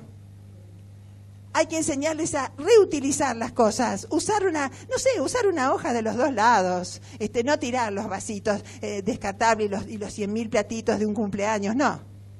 Vamos a lavar y reusar. Y después vamos a reciclar. Cuando haya que tirarlos, los vamos a tirar separados, después los vamos a mandar a los centros de reciclado, etcétera, etcétera. ¿Y cómo hacemos para hacer todo esto en el colegio? Con lo difícil que es hoy trabajar en el colegio. Vamos a crear un pequeño grupo que vaya predicando con el ejemplo y con el entusiasmo. Si ustedes entusiasman a 4, 6, 8 alumnos, ellos entusiasman a los demás. Nosotros los queremos entusiasmar a ustedes. Bueno, yo también me quiero entusiasmar a mí misma. Sigo siendo docente y sigo empujando proyectos. Entonces, la tarea es concientizar. La energía no es solamente energía eléctrica. Apagar la luz, bajar la calefacción. La energía eléctrica, la energía es también todo lo que usamos. El agua, el papel, el detergente, el auto, los zapatos. Detrás de todo eso hay mucha energía invertida y nosotros la derrochamos cuando tiene el mayor valor agregado. Cuando derrochamos agua, ese agua ya está potabilizada, bombeada, subida al piso 18, calentada, y ahí es cuando la tiramos. La tiramos cuando más vale. Lo mismo pasa con el papel para secarnos las manos, para escribir, para envolver paquetes. El rollo de la cocina, tiramos el papel, las servilletas que usamos en el baño cuando nos lavamos las manos. La gente tira de esos rollos de papel, 3, 4, cuando vamos al supermercado, a la comida de los restaurantes de que te dan la comida por peso o te la venden para llevar y te podés llevar una servilleta o un tenedor de plástico, sacamos 2, 3, 16 total. La energía no es solamente electricidad, todo tiene energía detrás. ¿Y cómo hacemos para concientizar, ya que es más fácil que despertar el amor por la tecnología? Mira, vamos a hacer las dos cosas juntas. Y la vamos a hacer fácil, porque si no, no la vamos a poder hacer. Vamos a hacer un plan de trabajo con un objetivo alcanzable. Proponer acciones concretas pero pequeñas. No vamos a reformar Villa Urquiza, no. En el colegio vamos a aislar una ventana, vamos a cerrar una canilla, vamos a plantar un maíz que estaba con tecnología y otro sin tecnología, vamos a ver qué pasa con la planta. Vamos a hacer un biodigestor, si no saben cómo se hacen, ya les dieron la página del INTA. Después vamos a asignar roles, ¿no ves que estamos todos contentos como acá, por ejemplo? Bueno, vamos a hacer cosas, no, roles, ¿quién se ocupa? Hay que hacer esto, ¿quién se hace cargo? De paso vamos creando la conciencia de la disciplina y de todas las cosas que son necesarias para seguir, para que esto no se derrumbe, me refiero al planeta. Después que asignamos roles vamos a formar equipos para crear pertenencia y competencia, sana competencia. Vamos a crear equipos. ¿Quiénes se ocupan de revisar las luces antes de irnos de la escuela? O quién se ocupa de mirar cómo evolucionan las plantas de maíz que hemos puesto? Lo que sea, ¿no? Bueno. Y después vamos a visualizar los resultados. Todos los días tiene que haber una estadística colgada en una puerta, en un pizarrón que diga, en el mes de agosto ahorramos 23 kilos de papel. Esto representa tantos bosques, tanta agua. La industria del papel consume enorme cantidad de agua y la contamina. Después hay que poner energía para descontaminarla. Ese es un trabajo de los chicos, visualizar los resultados, ver lo que está detrás de cada logro. Y después hay que premiarlos. Hay que premiar ese esfuerzo en el día de cierre del colegio, en el día de cierre de las clases. No solamente las copas que ganaron con el deporte, que bendito sea el deporte. No solamente tienen que estar en el podio los deportistas del colegio. Tienen que estar en el podio los chicos que se pusieron encima la causa de cuidar el planeta en el que quieren vivir, de cambiarlo, de hacer cosas, de creer que se puede, de cambiar ellos. Y tiene que subir al podio la maestra, el profesor, tienen que subir al podio, abrazados con los chicos. Si no saben cómo empezar, hay una organización que se llama ¿Dónde Reciclo? Yo la descubrí cuando estaba preparando este PowerPoint. Apoya especialmente a los colegios secundarios, hasta les da premios, les da los containers, etcétera. Inventen una cosa chiquita y háganla, y cuéntensela a todo el colegio a fin de año. Gracias.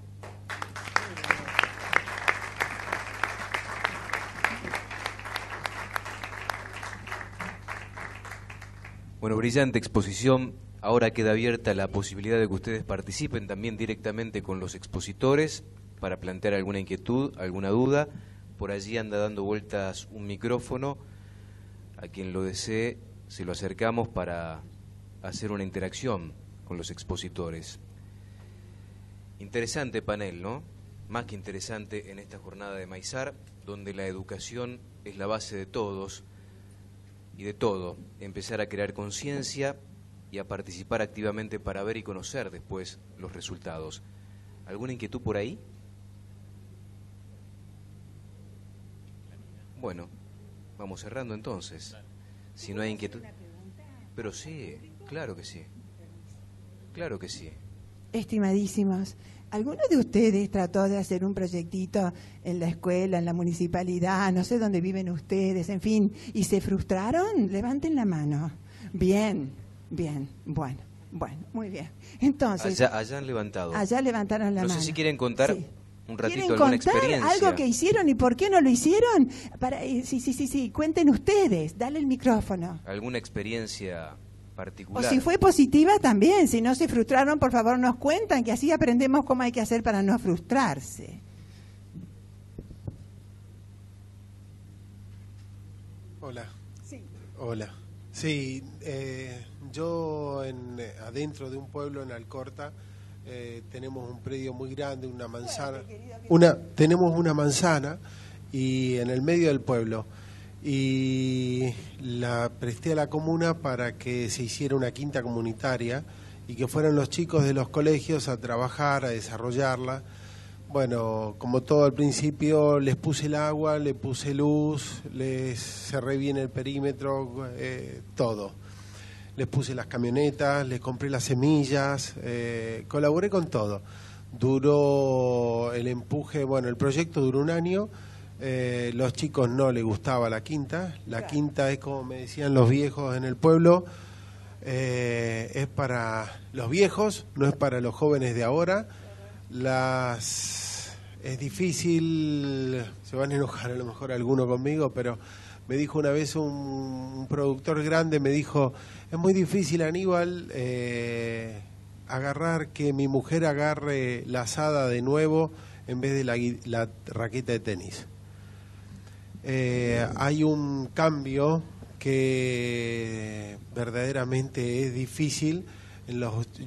Trabajo en una zona de minifundio donde tendríamos que volver a las viejas formas de trabajo, donde se saca la producción de tu misma casa, donde está toda la familia trabajando, y es difícil volver para atrás eso. Hay un tema cultural. Yo me desilusioné mucho porque pensé que iba a ser algo lindísimo, que del pueblo directamente no iban a tener que ir más a Rosario a comprar al mercado de Concentración la verdura, sino que le íbamos a tener nosotros y hasta podíamos abastecer. Hice un ensayo, es una pavada, pero en una de las plantas sembré zapallo común. El zapallo es invasivo, es terrible cómo sale. Bueno, en un predio de 30 por 50 metros sacaron 70 zapallos enormes. Las posibilidades están, el tema es que cómo se hace, porque yo me frustré y digo, ¿cómo hago para que se entienda eso? ¿Y cómo hago para que la gente trabaje en eso? Porque verdaderamente ir a una verdulería a comprar un zapallo, lo hice yo mismo, ¿no? Hice dulce de zapallo para toda la familia, pero porque no sabía qué hacer con tanto. Está clarísima. Una Carlos cosa, creo que quiere hacer un veces, aporte también claro, acá. Pero hablar propuse que hablen los que se frustraron. Quería decir que el vendimiento tiene que ser chiquito, al alcance de chicos, o si no grande, pero manejado por gente que no lo va a abandonar e incluir gente joven que se vaya enamorando de eso. Es fácil decirlo, pero no es fácil hacerlo. Sí. Yo lo que quería comentar es que, con el pie de lo que digo Cecilia, nosotros intentamos hacer justamente promover desde Escuelas Verdes todo lo que ella comentó. Y una respuesta quizá a eso, y es algo que nosotros aprendimos en el transcurso del camino del programa en estos 5 años, es empezamos haciendo delivery de acciones, o sea, acciones que nosotros creíamos que a ellos les deberían o les podrían interesar porque nos interesaban a nosotros, y terminamos aprendiendo mucho del sistema educativo y entendiendo que los proyectos más interesantes son los proyectos que se gestan desde la escuela misma. O sea, entonces nosotros, el trabajo que hacemos últimamente es sobre todo detectar proyectos que les resultan interesantes a la comunidad educativa y apoyar de alguna manera esos proyectos y conectar esos proyectos con expertos, con gente que los va a potenciar. Entonces, por ejemplo, en la Feria de Ciencias creamos una feria ambiental donde recibimos todos los proyectos ambientales que se presentan en la Feria de Ciencias y ahí sí le damos un premio, incubamos a los 3 proyectos ganadores para financiarlos y demás, pero siempre y principalmente traccionando el interés que se genera desde ellos. Y así funciona. Hoy tenemos, por ejemplo, 430 huertas, hablando de lo que vos hablas, 430 escuelas que tienen huertas. Si no tienen espacio físico, porque no tienen un terreno grande, lo hacen en un cantero o en botellas colgadas de la pared o en pallets también colgados de la pared. Ellos se ingenian, pero si nosotros captamos su atención, desde ahí es más fácil generar proyectos. Bueno, ahí está la importancia del docente como conductor de todo esto también, ¿no? La idea rectora que destaca Carlos no es que decirle, chicos, hagan, sino, chicos, estoy haciendo, ¿quién quiere participar? Y les voy a contar un caso extremo. Yo también dirijo, qué sé yo, un proyecto para producción, almacenamiento de hidrógeno, etcétera. Entonces los alumnos de la universidad vienen y dicen, profesora, yo quiero trabajar en ese proyecto. No, pero lo importante es que yo quiera que vos trabajes. Le digo, no es así. Entonces dice, no, pero yo trabajo gratis. No, le digo, yo estoy haciendo un esfuerzo para no cobrarte para que vos trabajes en este proyecto. Si vos querés trabajar, te espero mañana a las 8 de la mañana. Y si no venís, no vas a trabajar. O sea, es el otro extremo, soy una bruja total. Pero bueno, creo en el orden, la disciplina, la subordinación, el esfuerzo, lágrimas, sudor y sangre. Lo demás nunca me dio resultado. Sí, claro, Jorge. No, yo les quería comentar, estuve recorriendo 13 universidades norteamericanas hace 15 días, y una de las cosas que me llamó la atención, charlando con distintos profesores, primero creí que era de una universidad, después vi que era algo común, proyectos donde se conecta la universidad con la escuela secundaria. O sea, en una, por ejemplo, era un proyecto que preparaban kits para lo que es la transformación de celulosa en biocombustibles líquidos para los profesores del secundario. Los entrenaban en la universidad y les entregaban ya los kits a todo un conjunto muy grande de colegios secundarios para que los alumnos aprendieran a hacer balance de masa en una cosa bastante sofisticada. O sea, yo creo que ahí hay un nuevo desafío de interpelar al sistema universitario, que lo tenemos medio desconectado, ¿no?, del sistema secundario, y cómo comenzar a generar puentes así donde, porque justamente la universidad no lo hace inocentemente. Esos chicos mejor formados van a ser después los clientes que ellos tienen después dentro de la universidad. Creo que por el fondo había un par de manos levantadas. Sí, me parece que si nos fijamos en lo inmediato, probablemente veamos muchas frustraciones y fracasos. Yo además vivo en General Pico, en La Pampa, además de dirigente agropecuario, también soy directivo de una entidad propietaria de un colegio en General Pico, y estamos trabajando mucho con todo el tema del reciclado, con todo el tema de educación vial, y parece que a los chicos, a los adolescentes no les entra nada. Y uno se lleva sorpresas. ¿Quién no ha tenido en la casa un adolescente que tenemos que indicarle que levante la toalla cuando se baña, que apague las luces, que bueno, un montón de cosas que parece que uno les explica o trata de transmitirles y no llegan? El cambio lo dan, y lo digo por experiencia con mis hijos, cuando se vienen a vivir, en este caso a Buenos Aires, y me marcan el paso a mí. Y todas esas cosas que sembramos quedan. El secundario, y coincido plenamente, es un ámbito fundamental para sembrar todas estas cosas.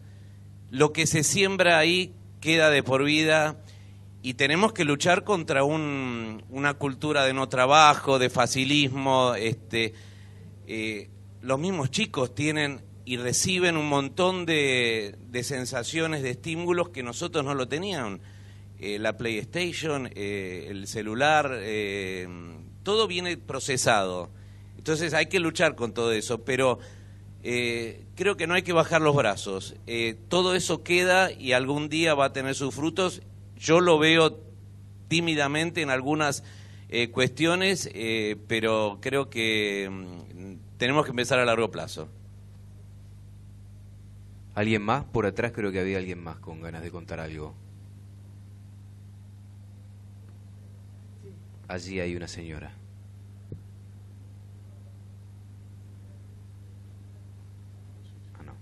Sí, yo lo que quería comentar es lo siguiente. Yo creo que todas las actividades que realiza finalmente el ser humano tienen que ser actividades económicas y rentables. A lo que voy, por ejemplo, la siembra directa en la Argentina entró no porque el productor quería conservar el suelo, sino porque era más económico que arar y hacer la otra la siembra convencional. La siembra convencional, exactamente. O sea que, en el fondo, si hay un punitorio, como decía la señora, o hay una rentabilidad económica, ahí es cuando realmente toma esfuerzo lo que se quiere hacer. Evidentemente que la educación también influye, porque yo veo que mis nietos, por ejemplo, no tiran el papelito en la calle, sino que van y lo tiran porque educación. Bueno, o sea que para mí intervienen los dos factores, y fundamentalmente el económico. Si no es económico, la gente no lo adopta. Yo, por ejemplo, me acuerdo cuando era chico, también dejaba las luces prendidas de mi casa, me importaba un rábano, total, yo no lo pagaba, lo pagaban mis padres. Hoy en día, yo voy y estoy apagando las luces de mi casa, porque mis hijas lo dejaban prendida. Es así la cosa, es decir, yo, cuando uno lo siente, y lo siente económicamente, ahí hay respuesta. Eso es lo que quería comentar. Interesante, otra visión. Allí atrás hay una señora que quiere hablar también. Muchas gracias. Bueno, brevemente, primero agradecerle al panel, sobre todo de las cosas, no con Carlos Gentile, que nos conocemos obviamente por el programa Escuelas Verdes. Yo soy docente de una escuela de acá de Capital, del barrio de Saavedra. La profesora, maravilloso. La verdad que sus palabras son las que yo digo en la escuela y muchas veces me corren cuando digo disciplina y orden. Digo, voy a decir una mala palabra, pero no mis colegas, sino los alumnos dicen, qué barbaridad lo que dijo. ¿No? Pero bueno, usted debe ser represora, me imagino. Obviamente, claro. Sí, pero no se preocupe, yo igual sigo en el mismo camino, no bajo los brazos. Y a los señores que obviamente no conocía, gracias por las ilustraciones, me voy con mucha información y realmente, bueno, después a seguir investigando porque fue despierta mucho, bueno, el conocer lo que uno obviamente no es conocer. Yo soy arquitecta de formación y hay cosas que obviamente no conozco y... hablando un poco del tema, bueno, de lo que hace el programa Escuelas Verdes, y Carlos lo sabe y lo discutimos mucho, pasa, te digo, también desde el punto de vista de la arquitectura, con el tema mismo de las construcciones. Cuando el Ministerio de Educación, no es en general de años, construye las escuelas son totalmente deficientes en muchos aspectos. Puro cemento. A una escuela de jardinería no le hicieron canteros. Ah, no, porque el contrato decía que todo era cemento y baldosa. Bueno, cosas por el estilo que venimos peleando y damos batalla, él lo sabe, hablando de frustraciones. Un poco nos pasa eso. Nosotros tenemos un edificio totalmente nuevo donde no separaron, hablando de energías renovables o de concientizar, no separaron los paneles de electricidad. Tenés que apagar un aula, pagás 10. Porque no están separados. Ahora, hacer todos los tableros, no háganlos ustedes la división, con el costo que esto implica. Teniendo una terraza fantástica y estando en el Polo Educativo Saavedra, que es un ambiente totalmente verde, que es parte ahora se me fue del Parque Saavedra y Parque Sarmiento, estamos ahí en el núcleo, no pensaron en justamente trabajar con paneles. No tenemos una planta de tratamientos de aguas, tenemos un terreno enorme, 4 escuelas y un montón de cosas que no fueron planificadas. Ahora, todo esto obviamente va a correr por cuenta nuestra, porque somos molestos, porque buscamos, incentivamos, de frustraciones, ellos lo saben, varias, de proyectos que quedaron en la nada. La huerta la habíamos empezado, después se quedó en el camino, volvimos a empezar este año, retomamos, volvemos, insistimos, pero te digo, el punto más importante y más fuerte son los chicos. y sobre todo, ¿sabes qué? Con mucha colaboración de los padres. Los padres están también tomando conciencia, colaboran, vienen, se hacen presentes, y para nosotros también es importante, porque ya no trabajamos solamente con el chico, trabajamos con la familia, y trabajar con la familia es trabajar con la comunidad, y eso sabés que de a poquito está sembrando para que afuera y en el largo del tiempo llegue y crezca y surja. Así que creo que, bueno, el programa Escuelas Verdes, agradecidísimos porque seguimos en, creo que, muy buen camino, Carlos. Gracias. Gracias a vos por tu participación. Acá hay una inquietud más, no sé si alguien tiene otra inquietud también. Allí. Realmente estoy en dudas de un poco poder hablar. Yo en este año soy referente de una escuela muy grande, que la mencionó usted, y tengo 1.700 alumnos y como 600 docentes, además del personal administrativo, auxiliares. Utilizo mi Facebook, además de ser licenciada en gestión, que bajé por ser suplente de un cargo de gestión. Ahora estoy como, referente ambiental también, además de mi labor docente, de profesora. Y también soy periodista. En mi programa de radio yo también menciono sobre el tema de sembrar conciencia.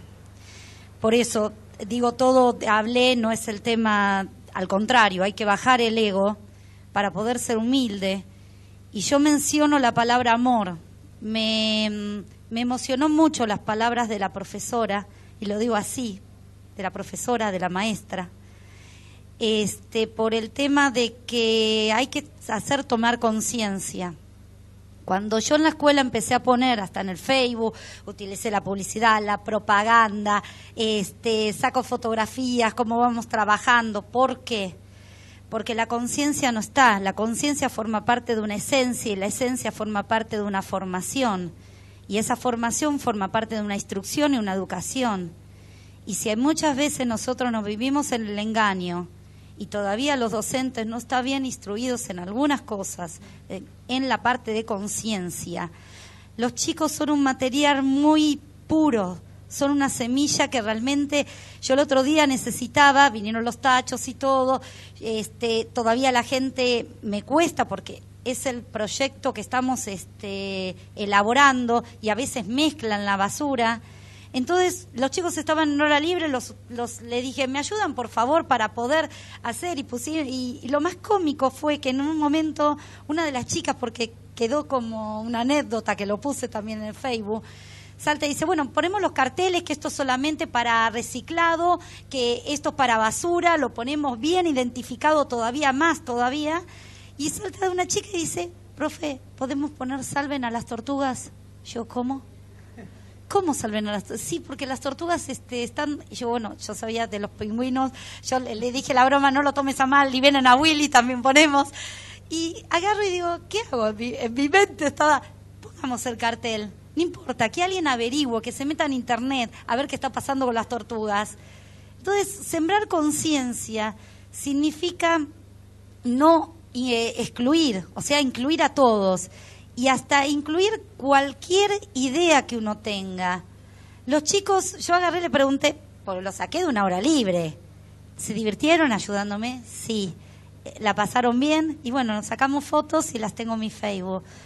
Y las puse también en un Facebook que yo tengo relacionado un poco con la escuela, que es un liderazgo educativo, con el nombre de la escuela. No sé si valía la pena, ¿no? Quería decirlo y no quería decirlo, pero el decir, hacer, o sea, el pensar, el decir con el hacer, tiene que coincidir. Si nosotros seguimos viviendo, el ser humano sigue viviendo en el engaño, esto no se puede lograr. Eso es la verdad. Y a veces, como yo le digo a los chicos, yo entro al aula, fui hablando por aula, somos muchos, 1.700 alumnos, le digo que también canto y tenía la garganta bastante tomada de tanto hablar por aula, pero lo hice con gusto, porque hay a veces que hasta los mismos chicos cuando yo le hablaba hasta salía y me habían aplaudido. Y vuelvo a decir, no es por ego, es porque el chico comprende, el mensaje llegó. El que no llega el mensaje es el adulto, que no quiere cambiar, que es a él a veces más a donde hay que sembrarle la conciencia para que me ayude, porque yo lo pongo, sola no puedo y necesito ayuda. Yo no tengo ningún problema en modificarme, soy también técnica en electrónica, tengo una cultura bastante para poder modificar, sé muchos temas de energía, pero la cuestión es que el ser humano, si no abarca, si no abre su mente, si se queda solamente en prejuicios, en ideas abstractas, nunca esto se va a poder avanzar. Te agradecemos mucho, muy amable. Allá había otra persona que quería hablar, ¿no? Ahí. ¿Alguna inquietud, alguna experiencia breve? Así vamos cerrando porque tenemos que hacer la pausa. Voy a ser breve. Bueno, yo quería comentar... Más cerca el micrófono, ahí está. Bueno, quería comentar que yo trabajé un tiempito en el gobierno de la ciudad en la parte de concientizadores ambientales y que, bueno, mi breve experiencia... ¿Ahí? Ahí está. Bueno, que trabajé un tiempito en el gobierno de la ciudad en la parte de concientizadores ambientales y, bueno, ese tiempito que estuve como que pude ver que hay... O sea, por más que se haga mucho el gobierno para la parte de concientización ambiental, es como que hay una falla estructural de la sociedad. No sé bien cómo expresarlo, pero es como que es algo cultural. Porque, por ejemplo, en otros países, qué sé yo, Japón o Europa, como que ya están muy habituados al tema de separar residuos. Y a nosotros como que nos falta mucho, nos falta todavía meter en la conciencia, en la mente de la gente, la importancia, o sea, que eso genera para todos. Uh-huh.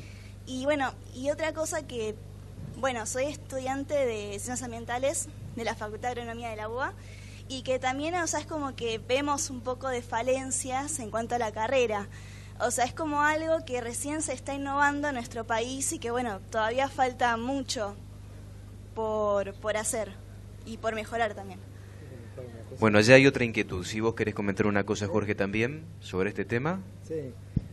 No, apuntando a lo que decías vos en el tema de formación cultural, a veces uno tiene toda una imaginación a eso, ¿no? Cuando estaba en Alemania y recorría ciudades, yo les decía, ¿cómo lograron que la gente separe la basura? Me dice, muy simple, se recoge 2 veces por semana, hay una inspección, si alguien cometió un error, no le recogen la basura la semana siguiente y tiene una multa enorme. La penalización. Lo que decías vos. Si no hay penalización, palo. no hay aprendizaje a veces. Yo coincido en lo que dice Jorge, también te digo para tranquilidad tuya, en todas las ciudades, y eso se viaja mucho el gobierno para ver experiencias exitosas de otras ciudades, hay un promedio de entre 8 y 15 años desde el comienzo de cualquier plan de gestión de residuos hasta que empieza a ser exitoso. En un punto también tenemos que ser conscientes y también un poco pacientes para entender que esto lleva una curva, no es de un día para el otro. ¿Alguien más? Respecto a lo que decía una compañera, podría decirle, porque yo empecé estudiando ciencias ambientales y me frustré, o sea, también para hablar de una frustración, porque terminé estudiando agronomía porque me di cuenta que me encantaba, pero con un pensamiento también más pensándolo en lo sustentable. Por ahí mis compañeros de trabajo me cargan porque me dicen Greenpeace y demás, pero es como que quise mezclar ambas cosas porque ciencias ambientales no me dio en ese momento, como carrera nueva por ahí, lo que yo estaba buscando. Espero que hoy en día esté un poco más desarrollada porque es como muy extremista. No sé si los profesores, sino los compañeros. Me tocó en particular estar con compañeros que eran como si salvemos al medio ambiente, pero se olvidaban de la producción. Y eso me parece que es algo paralelo a la realidad. Me parece que hay una realidad que lleva ambas cosas. Y eso me parece que es lo que está en falencia, marcar esa realidad. Que hay que... Muy bueno. Yo siempre una de las críticas le hago al movimiento ambientalista que se enfoca siempre en las consecuencias y no nunca en las causas. O sea, da más marketing poner una lanchita en el Ártico que cuestionar a la sociedad su patrón de consumo. O sea, no existiría una explotación de petróleo en el Ártico si no existiera una conducción irresponsable en el uso de la energía por parte de las poblaciones. O sea, no miremos solo las consecuencias, sino enfoquémonos en las causas. ¿Alguien más? Sí, Carlos. Terminando también, que te diría, yo soy agrónomo y trabajo en temas ambientales. Por suerte, cada vez más hay un camino en el medio que se va ensanchando, donde se están acercando las partes, y creo que parte de este espacio justamente tiene que ver con esto, desde que lo hablamos con Martín, que es empezar a entender que tenemos que transitar juntos este camino, tanto el sector productivo como el ambientalista, y que no hay posibilidad y no hay tiempo para estar peleando uno contra otro, que juntos tenemos que crear ese camino en el medio por el que la producción pueda seguir continuando, pero preservando el ambiente realmente. Aníbal Ivancic. Bueno, y sumándome a lo que dice el señor, yo lo que quiero que esta apertura que hemos hecho desde Maizar por este tema educativo, quisiera que todos ustedes sean embajadores para que el año que viene esta sala esté llena, que se entienda y que empecemos a dar a conocer, y que sea Maizar un lugar de debate donde todos puedan hablar, como se dieron cuenta hoy, que el que quiera preguntar, el que quiera saber, que este congreso se transforme en un lugar donde se esclarezcan y se sepan, y estar con los mejores profesores como para poder debatir y sacarnos las dudas que surgen y a veces nos quieren imponer. Bueno, pido un aplauso para ustedes mismos que fueron participantes activos, para Carlos Gentile de Escuelas Verdes, para Cecilia Smoglie del ITBA, para Martín Fraguío, director ejecutivo de Maizar, y para Jorge Gilbert del INTA. Gracias a todos.